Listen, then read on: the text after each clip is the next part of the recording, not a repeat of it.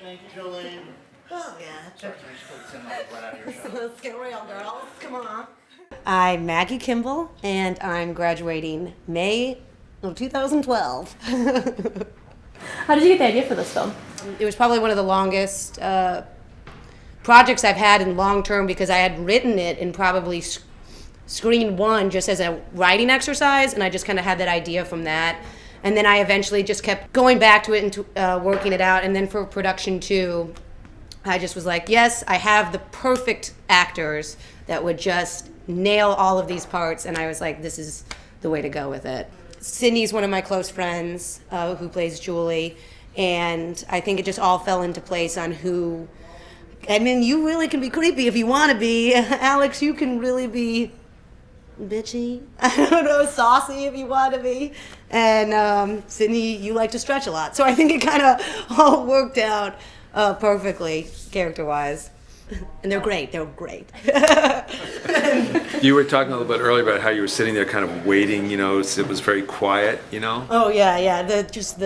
The first half, because you don't really know. It could be easily a thriller. Like, this guy could easily be kind of killing her and she's hiding behind a tree. But I think so no one really knew to laugh or not. So the first couple minutes, I'm just like, okay, yeah, one. Just one. I need one chuckle. That's all I need for this night. And then when they all started laughing, I think that just took every ounce of me not to just be like, you guys liking this?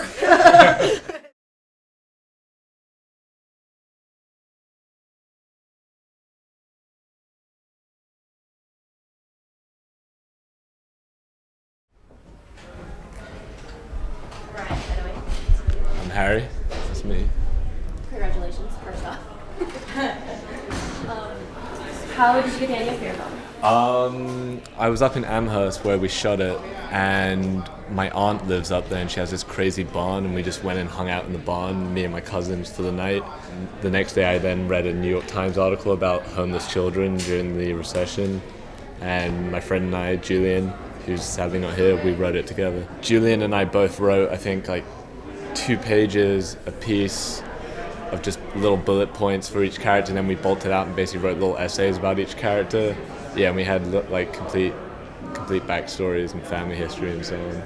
When we were shooting that scene with the police, the initial scene where he gets spotted on the road, it was like sub-zero temperatures, and we were out there, we had just our car, and the cops, they were real cops, they came out, and it was just all of us freezing, and I think in a couple of shots we had to edit out the boom pole because you could see the shadow just shaking over everyone's faces. We've been tinkering with the sound a lot. We had some issues with the sound because there was basically no crew. It was just a camera guy and then like sort of me directing it with Julian and a boom. That was sort of our crew. We had 1 or 2 friends, but we've been tinkering with the sound. That was our biggest issue. Do you have any plans for the film after this? Yeah, I mean, I work in film right now. I'm a personal assistant to an actor right now, Tracy Morgan. No big deal. So I'm his personal assistant right now, and yeah, I plan on staying the course, yeah.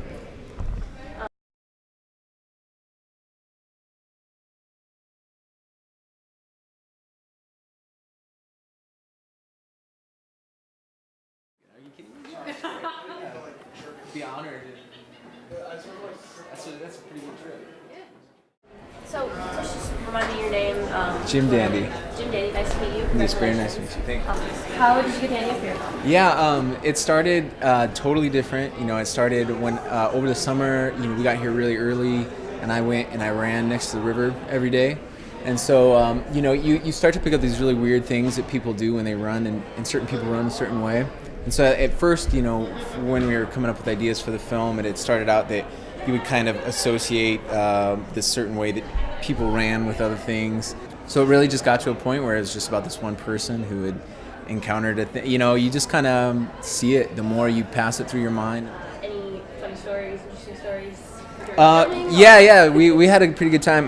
To get some of the shots, I had to have some guys push me on a bike, which I'm sure was a lot of fun for people to run past.